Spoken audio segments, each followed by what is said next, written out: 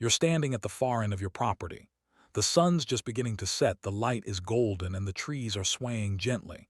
You've known this patch of land your whole life. As a kid, you played here. You built forts out of sticks. You camped here on summer nights. Every step you take feels familiar because it's yours, not just in your heart but on paper. Your deed, your legal documents all say the same thing: this is your property.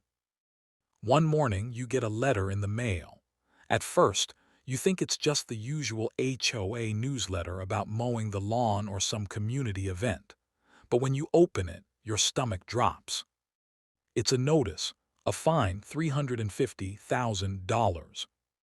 You read it again, thinking maybe you've misread a decimal. Nope, $350,000. The letter lists so-called violations: unauthorized construction, non-compliant landscaping, fencing against HOA guidelines. And you're sitting there thinking, what? I haven't built anything, I haven't touched the land. You take the letter straight to the HOA office. You're not even angry yet, you're just confused. You walk in, hand them the letter, and say, I think there's been a mistake. Where exactly did these violations happen? The HOA representative, sitting behind a desk piled with folders, pulls out a large map. They point to a section highlighted in red. You lean over the table to look closer, and your eyes widen. They're pointing to your land, but on it, clear as day, you see their houses, their driveways, their manicured lawns, all of it right on top of your property lines. You take a slow breath. Hold on, you say. You're telling me these violations are here? Yes, the representative replies. This is my land. There's a pause. They glance at each other. Then one says, no, that belongs to the HOA.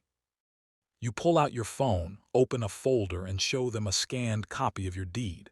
Then, a recent land survey. The boundaries match perfectly in your favor. Now the situation flips completely. The people who find you are actually the ones trespassing. Not just trespassing, they've built entire homes on land they don't own. You hire a lawyer. The lawyer looks through your documents and says, this isn't a small mistake. This is major. They've been using and profiting from your property. Soon you're in court. The room is quiet except for the shuffling of papers. The judge asks the HOA's attorney, do you have proof that this land is yours? They hand over their documents. The judge studies them, then compares them to your deed and survey. The lines don't match. The HOA's property line ends well before where their houses stand. The judge leans back, thinking. Then he says, the evidence is clear. The fine is dismissed, and given the circumstances, the HOA will pay damages to the plaintiff. You glance over at the HOA representatives. Their confident expressions are gone. They look stunned. Walking out of the courtroom, you realize something important.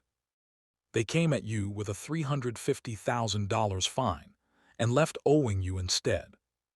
And all because you had the proof and you didn't back down.